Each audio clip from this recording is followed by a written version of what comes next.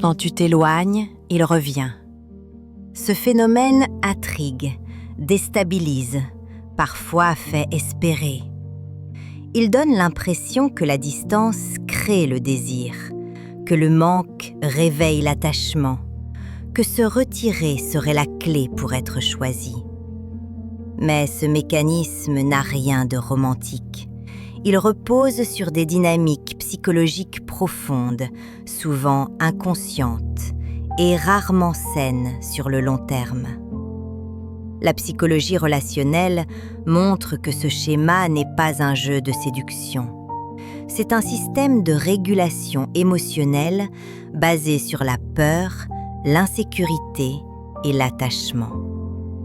Quand une personne s'éloigne, l'autre peut soudain se rapprocher.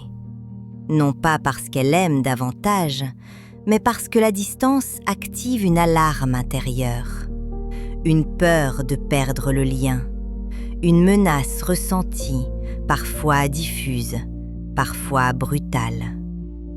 Chez certaines personnes, la présence constante apaise, mais endort le désir. La relation devient prévisible, rassurante, presque acquise. Tant que l'autre est là, disponible, engagé, le lien ne semble pas menacé.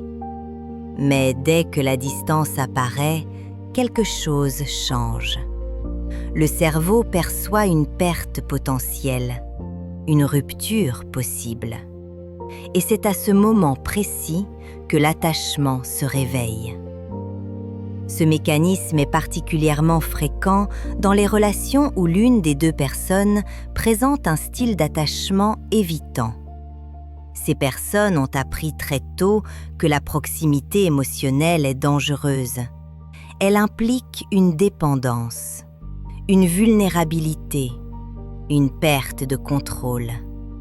Elles se sentent souvent à l'aise tant que l'autre est présent, mais pas trop proche.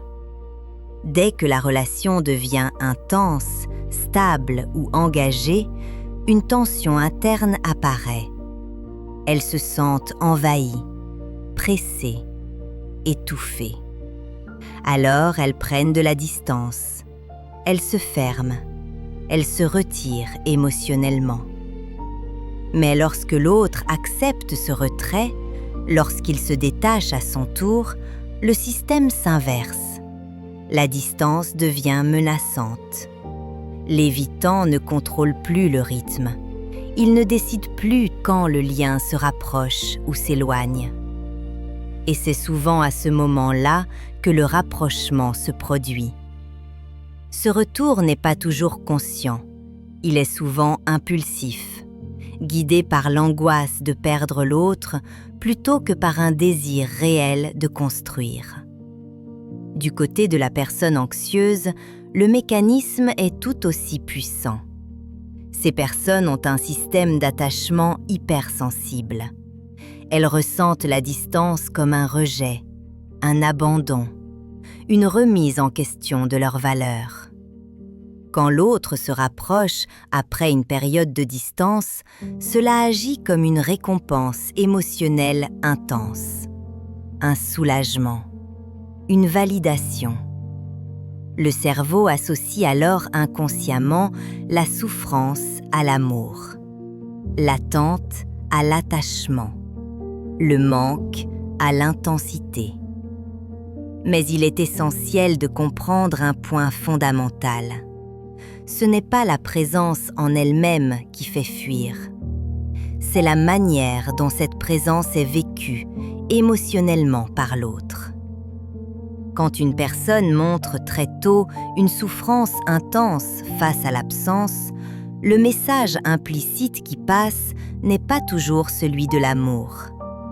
Il peut être perçu comme une dépendance, une urgence émotionnelle, une attente trop lourde pour le stade de la relation. Même si cette souffrance est sincère, elle peut activer chez l'autre une pression invisible.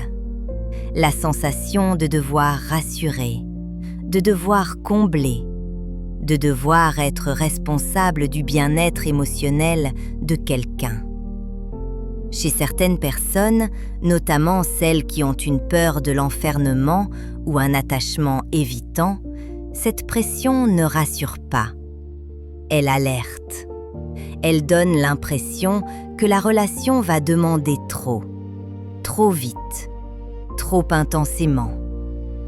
C'est souvent à ce moment-là que la fuite commence. À l'inverse, certaines personnes vivent la distance d'une manière totalement différente. Pour elles, l'absence n'est pas une menace. Elle n'est pas vécue comme un rejet, mais comme un espace, un temps pour soi, pour respirer, pour se recentrer, pour se retrouver. Ces personnes ne confondent pas distance et désintérêt. Elles savent que le lien ne disparaît pas parce que l'autre s'absente temporairement. Elles utilisent ce temps pour nourrir leur équilibre intérieur. Et c'est précisément cette posture qui change la dynamique. Quand une personne montre qu'elle peut tolérer l'absence sans s'effondrer, sans reproche, sans angoisse visible, elle envoie un message très différent.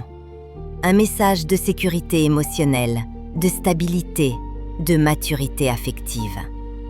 Cela ne signifie pas qu'elle n'a pas besoin de l'autre, mais qu'elle ne dépend pas de sa présence immédiate pour exister.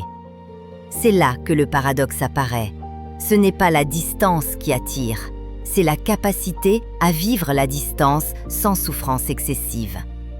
Ce qui fait revenir certaines personnes, ce n'est pas l'absence en elle-même, c'est le fait de sentir que l'autre reste solide, entier, stable, même quand le lien se relâche momentanément. À l'inverse, afficher trop tôt une peur intense de perdre, un manque profond, une détresse liée à l'absence peut produire l'effet inverse de celui recherché. Au lieu de rassurer, cela peut faire fuir. Non par cruauté, mais parce que l'autre ne se sent pas capable de porter cette charge émotionnelle.